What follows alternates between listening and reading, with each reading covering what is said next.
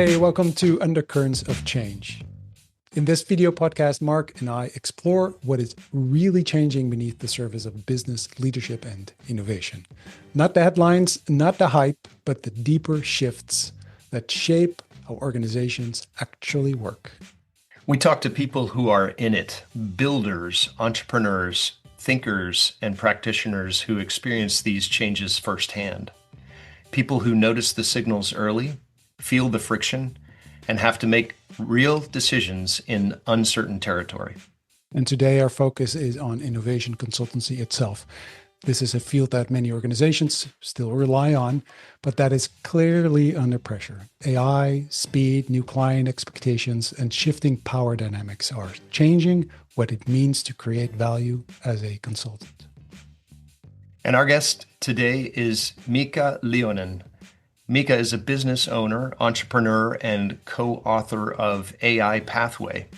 He works closely with leadership teams that are trying to turn AI ambition into real organizational change. And what was your biggest takeaway, Marc, of the conversation with Mika? Yeah, we were talking about consultancy and how that is changing, and I thought it was quite interesting how, in some ways, counterintuitively from some of our experience, the fundamentals of consulting hasn't changed. Leaders don't necessarily know what to do with AI, and that's why they hire consultants. And so, in some ways, not a lot has changed while everything is changing. And when it comes to consulting, although we probably are in a bit of this transition, this chaos moment before the leaders will turn back to us and say, "Hey, come in and help us figure this all out." Yeah, let's hope so. Yeah, but exactly. That is interesting because there are similarities. We've been going through these changes before, kind of feeling like, hey, and there's resistance, and you see that in leadership. But there's also something new, and so my main takeaway, I think, is that Mika was, which I really appreciated. He was also quite vulnerable because he started talking about, how much value, do you still have as an individual, as a creative, as an innovator, as a consultant? What is your value? Can you leave everything to AI? And the uncertainty of that as well, where, it's a bit of a black box, right? Mm-hmm. You can't really check why it's doing things. But this insecurity or this vulnerability of the question of what is my value? I thought that was something that at least it resonated with me. And I thought that was a very nice, bit of the conversation. Yeah. Yeah, I think we touched on some really interesting aspects of the big change that's happening with AI and in the consulting world. So it's really he's a really delightful guy to talk to, for sure. Really enjoyed it. Yeah. So everyone, enjoy the conversation. Welcome to this new podcast. Where we are trying to kind of go into the undercurrents of change. And I'm really happy to have you here because I know you as someone who has been really quick in adopting what to me at the time were new technologies and new ways of doing things. And so I'm very happy you're here. But to get started, please can you introduce yourself, tell us a little bit about who you are. Okay, thanks for having me. One way I like to introduce myself is that of course, coming from Finland, starting with something negative, that's a good thing, and pushing myself down a bit. I'm a slow thinker. I'm extremely slow, but I'm also very persistent, and so. You have to build on your strengths, and those are the things that I'm good at. So whenever I see a challenge, I focus on that. I'm laser focused, and I keep thinking of that for as long as it takes for me to solve that.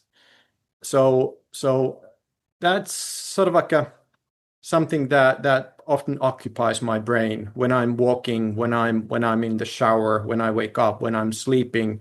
I might be thinking about one thing, and I'll think of that for as long as it takes. So So that's how I'm wired. that's interesting. So as a slow thinker, but you're also an entrepreneur, Yeah. right? So how can you be an entrepreneur and a slow thinker? Yeah, that's maybe not the best quality for an entrepreneur. Yeah, but yeah, I'm an entrepreneur. I've got like two things that I'm now mostly interested in, and the one thing is building human communities. That's quite soft, but there are interesting structures behind that, and I'm very interested in learning how human communities work. So I'm interested in structures. And the other thing is of course AI, and there are structures behind that as well, but there are structures that are emerging and structures that are evolving and changing all the time. So those are very different things because human communities have existed as yeah for as long as humans have been around, and these AI structures are evolving as we speak. So these are very different things, but I'm quite interested in the structural level of things. So when was the moment that, because I know if I look back at my own kind of work life, if you will, I mean there were moments where I went like, oh, something changed, and but there were also moments that just kind of somehow they evolved. They were very slow, and all of a sudden was there, and I wasn't really aware of it, but everything changed slowly. But there were these moments where you go like, oh, this is really different. Did you have, if you look back in the, short periods of time, like last year or maybe, last 2, 3, 4 years? I mean, were there any moments like that for you? Like this is changing. Yeah, I think it was somewhere around the pandemic. I don't know on which side it was, but I was sitting in a co-working space, and I was thinking about AI and how that is going to impact us. And all of a sudden I started viewing these people around me, a lot of entrepreneurs doing their own thing. And I started doing this nasty thing that I thought like, yeah, AI is probably in 2 years going to do his job. Hmm. It's going to do her job. It's going to do probably a majority of his work and hers. And then as I was doing this, then I realized, what You were about you me? were you were thinking out loud. I hope not. I was thinking like, what about You're me? down. You got it. What part of my work is AI going to do? And of course, with that lens, you all of a sudden start defending it. There's a lot of things that AI can't do because I'm special. I'm something. Mhm. I'm on different level than others, and of course I'm not.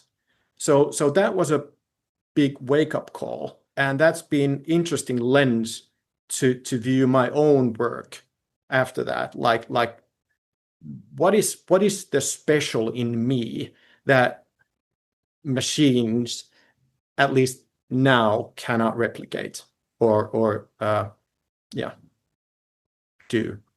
Tell us about like if we pull on that thread a little bit, looking at kind of what's on the surface for you and in those at that time. Was there a moment when, or tell us a little bit about like when you started to think about it's not just the change itself, but how you as an organization, how your team, how you will actually do the work that you do. How tell us about your thinking when that started to happen. I always want to test when there are new gadgets or new technologies, new ways of doing work. I always want to test. I poke around and see if there's something interesting.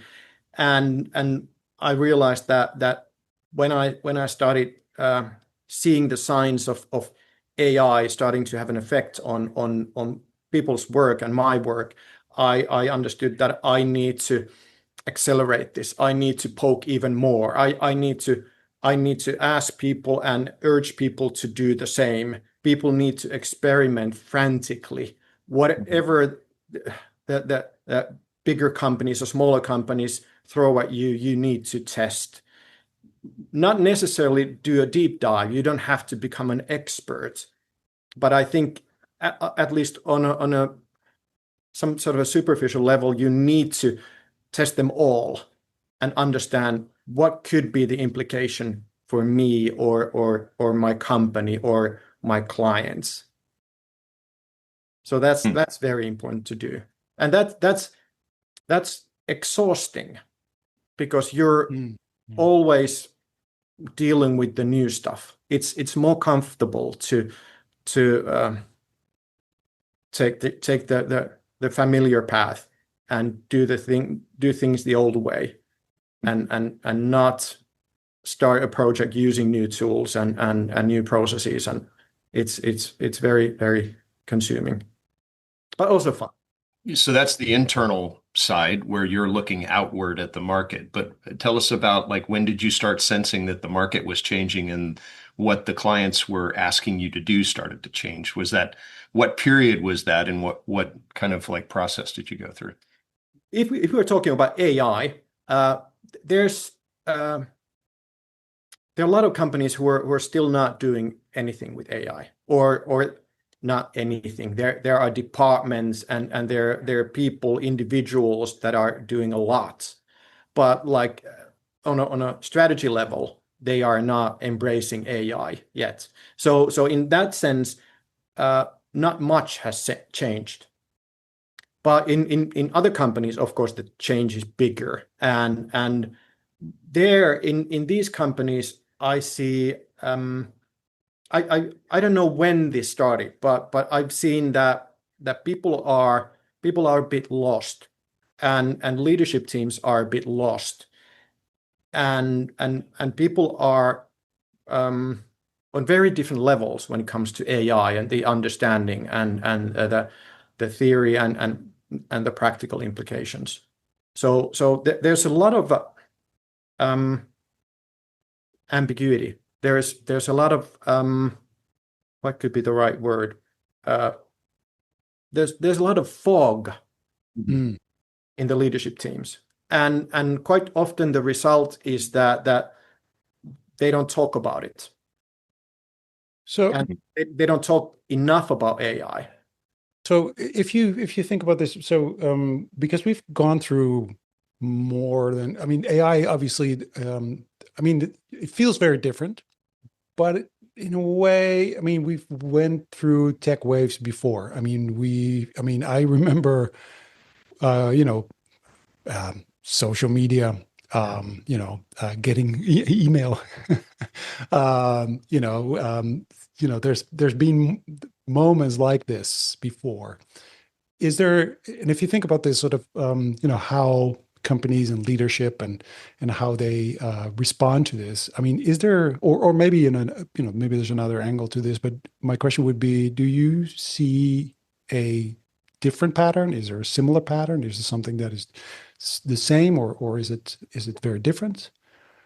When social media really hit the scene, I was in a communications or marketing company at the time, Yeah, and there were some older guys, some executives that thought, first of all, that it's going to go away quite soon, and when it didn't, they thought that it's not going to be so quick, that they will be retired before anything major happens. And all the younger people understood, no, it's going to happen next year. So you're not going to be retired next year. And the third thing that they thought was that it's not going to affect me. The change is going to happen just below me in the organization. And this is quite often what I see, that people say that yeah, there's going to be changes and we need to change structures and processes and all that, but everything happens just below me. It's not going to be me. I don't have to change. Right. This is so interesting. And I've seen that same pattern again. Yeah, me too. Yeah. I recognize that. Yeah.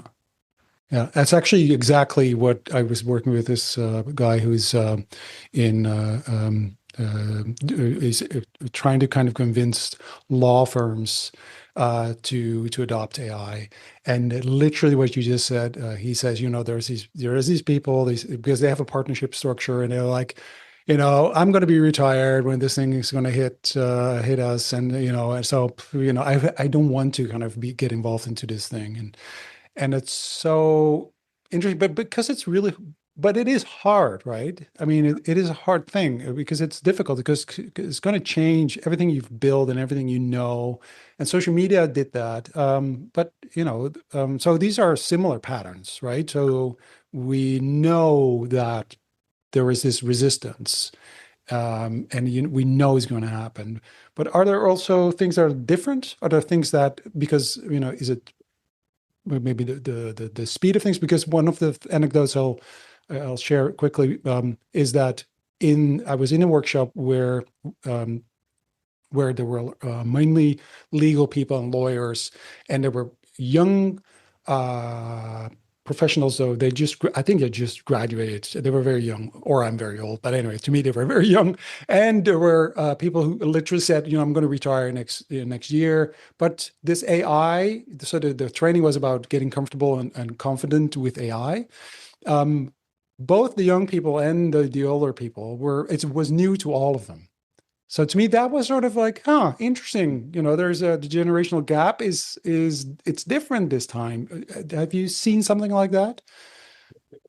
I think there are individuals who fall in love with AI, and they just run with it. Mm. And on the other end of the spectrum, there are people who are not convinced, and they think it's a fad, it's going to go away. It's nonsense. So I see that there is a huge divide. It's not so much age related. There are older people who are like, going fast and long, and then there are younger people who are a bit more skeptical. But of course, stereotypically change is a bit easier for young people, of course. So, but I wouldn't say it's an age thing so much. No. What do you think are the sort of impacts or implications on the way that work gets done, for example? I'm fascinated by that, right? Like we're all kind of going through this big experiment together in real time and trying to figure that out. But what are you seeing in your work? There was I met a couple of ex colleagues on a train, and they are a part of a scale up, and they're doing now everything like on AI. AI is doing everything, and I was questioning like everything. There's everything, and for example, they have like senior programmers that have difficulties understanding that when you use AI to code something, you cannot spend time after that to check what it has done, because then you're going to spend as much time as you would if you would be coding it yourself. So you have to trust the AI. Well, of course, you need to build the systems, you need to build the prompts, you need to build everything before that so well that when you put AI to work, then it does a good job. But you cannot check afterwards, and that was a big shift for me, because I've been, of course, trying to reflect that to my work. That is it that I'm giving AI certain small tasks, and then I'm taking it all back to me, and then I'm working on it hours and hours and hours, and then giving it again to AI. And should I stop doing that and give the whole thing to AI and step aside? And that feels very, very difficult, because it's going to mess it up. It's not going to do as good of a job as I would. So Right. there's a big shift and big struggle that I'm personally going through. Like which part and how much am I going to give to AI? It's a control thing in a way, right? And old habits also. Mhm. And there's a it's I think it's a control thing, but it's also that I like what is my value? What is my value in the process? Uh, and Mhm. there's a weird I end up in these discussions at times when I ask people like, is AI going to replace you at some day? And people always find the small nuggets, something of their work which is impossible for the AI to do now, and they cling on to that like yeah, AI could do this and that, but this is the core of my work, and AI couldn't do this. And I find that interesting because I don't know how to put this into like percents, but let's say that AI could do maybe my work, like 80% of my work, and that 20% would be something that requires uh, my input. But would that 80% be enough? Would my clients be satisfied with only that AI 80%? Mm-hmm. Does anybody care about that 20%? But that's what I cling on to. Like I have to have that 20%. It's the most important part of my work. I'm not sure anymore. And going back to that example of these like coders and engineers, uh, they also need to give up that idea that they control the code. Mm-hmm. It's AI that does that. It's AI that controls the code. Yeah, It's super. which is a yeah, which is in a way a scary thought Yeah. that you can't control it. And so, but if we, because we're looking at sort of these kind of these changes that are happening, and we're seeing changes in the way we work. We see changes in the way we deal with change and how and because we are all kind of we are all affected by it, and we deal with it in different ways depending on your context. Um, um, Also, um, in a way, for me, it is automation, right? And automation has been, well, since there were people, basically, we have tried to automate or have, and I was listening to this comedian the other day where you talked about slavery, and I thought, in a way, that's like, the first kind of people saying, let them do the work. And from that moment, we always find ways of having other people doing the work. And now we have AI doing the work. Yeah. And automation has been around forever, right? So it's automation, right? Isn't that sort of the larger pattern? If you zoom out all the way, is we find ways, we find technology to do the work that people can do, or do it more efficient, or do more of it, or whatever, or do it better, or whatever it is. Usually it's about efficiency. Yeah. I mean, that is the bigger thing. And so I want to ask two questions. I mean, do you agree with this? And the other thing is, why? Why do we do that? You mean why do we want to speed up things? Yeah. Why do we look for, I mean, Oh, well, to be honest, so we haven't recorded this. We didn't record this, but actually, it was really, to me, it links back to actually the thing you said before we recorded about yourself. Me. We were parents. What matters most? What matters most to us? Right. That's the people you love, your family, your friends. I mean, the things that you really care about, really, really care about. And so why do we do this? Oh my. That I have to, yeah. I'm an armchair philosopher, and this is goes into the core of that. I have this naive belief that the Homo sapiens, we are the only species on this planet that understands evolution. Uh, Not the bears or the deer or the whales. None of them understand evolution.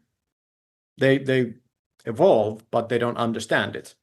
And at some point, us humans, we understood that yeah, things evolve, and my children are going to be different, and we started breeding dogs and other animals, and I think we understood that actually things can evolve faster. We don't have to wait for generations to pass to evolve. We can evolve things in my lifetime. I can evolve. I can become better. I can train. I can educate myself. And then we started like putting that evolution into everything that we do. So everything is evolving, and the faster it evolves, the better. So our one of our greatest inventions has been like discovering evolution. So that's again, sorry, the armchair philosopher, but that's one of my beliefs, is that's what's pushing us, that we're still mesmerized by this idea that we can push things to evolve faster. So we're going for speed with everything. Like look at the pace that we're destroying the world because we can. It's kind of fun. Sorry. Ah, That's a rather dry perspective. And yeah, it's thrilling for sure um, to have the ability to accelerate what you're doing. And I think that's what happens. Is when you guys were talking about automation, when you brought that up, Arne, I was thinking, how far back does that go? And I'm like, the wheel? Yeah. You know, and as soon as you figure out a new trick that helps you do more with less, you're conserving, your personal energy, your personal resources. It goes really deeply to the way that the human species has risen to the top and survives. And yet the point that you made, Arne, about what really matters, right? Ultimately AI is a massively complex calculator, right? I mean, it's numbers, right? Right now, it's a probabilistic machine. Um, and the question is, the thing that I wonder about is how much is enough, right? At what point is AI going to be the moment when we say, actually, instead of squeezing more juice out of the lemon, I'm going to totally botch this metaphor, so I'm going to mix it. But like, you know, should we, instead of asking more for our talent inside of our organization, should we give them time back in their lives and say, it's okay, you're at 100%, use AI to get to 150%, but stay at 100% of your work. Or in fact, make it 120% and you can have 20% back, which is when we came out of the pandemic, everybody wanted to hug each other, be back together as a social species. So anyway, when you look at those kinds of potential transitions in the future, what are you seeing, and what are you hoping in that your clients, the leadership in your client organizations, are seeing? What would you like for them to be able to sense and see that you're sensing and seeing? Oh my, because this is a very complex question.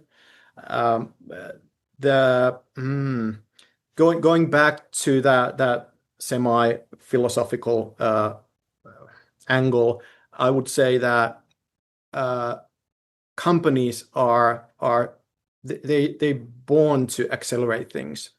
That's the point of having a company. That's in their DNA. So it's very difficult to see how companies would do anything else than try to accelerate things. But then coming back to reality, I having these discussions with the leadership teams, that if they have, or like let's say the headquarters of a company, all the employees there embrace AI. They start using AI like ChatGPT or Copilot in their everyday work, and they save 30% of their time, work like hours a day. The question that I'm asking them is like, what do you want your people to do with that time? And they don't really have a good answer for that, because the business perspective, of course, would be like they could then maybe do some more work. That or lay people off, lay 30% of the people off, and make more money, right? Yeah. But the better answer that I've been hearing is that they should spend that time to learn to build something new. Because as Arne said previously, that AI is it's about acceleration. Then when we're talking to companies about AI, we always we offer them 3 different visions and ask them to build these. Like there's this save vision, which is that let's accelerate, let's just boost things. Then there's this make vision or create vision, which is about like how could we use AI to create something new, something completely new. And in this time, I think it's good if companies go back in time to see what kind of inventions they have scrapped because there was not enough this or that. They might be doable now. But anyway, then there's the third vision, which is the break vision, that now you could, with AI, you could disrupt the whole industry. Yeah. And companies are doing that. So if you save time, you have people who are working less. So they should start working on these 2 other visions. They should start pulling the company towards either make or break vision. So create something completely new, because they've got now the brain power and tools and time to do that. So that's kind of like the dream scenario where you should spend that time that is left. But I'm not sure if that's going to happen. That's the big question. I really want to ask one last question because of time we have to wrap up. But because you said something in the beginning, and I wanted to kind of ask a question about this, because there must be connection. Go for it, Arne. Go for it. Well, it's the human communities. Oh, because you said that was the other thing, right? And in my mind, human communities is something that has been, if you look at patterns or behavior or things that are very human, if you will, it's communities, it's belonging, it's right, it's that's basically what we're all looking for. At least most people, I think. So how does that connect to what we're talking about now? How is this, or is that a totally separate thing? No. I'm an idealist, and I want to believe that we're in a almost to the point where we need to try to like somehow break it apart and put it back together. The idea of value. What do we find valuable? And I think it's about a lot to do with the climate change, that we need to understand that we can't consume like we have before.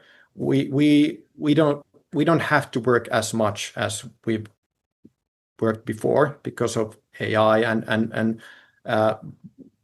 because we need to understand that the value that we really want does not come through the paycheck, or it does not come through like a status in a company. It comes from other communities. It comes from other people. It's the value is in what we give to each other. And yeah, we love our families and relatives and friends, and we should spend more time with them. We should have more philosophical and interesting discussions with them, and we should do sports with them, and we should go on hikes and trips and do fantastic stuff with the people that we love, and also create new communities and strengthen the old ones, because I think no matter who you are, that's the place where you get the most value from. Beautiful. I couldn't agree more. Yeah. So that's a good ending of this conversation. Thank you so much, Mika, for having this conversation with us. Interesting questions. Thanks, Mika. Really appreciate it. Thank you. Thanks.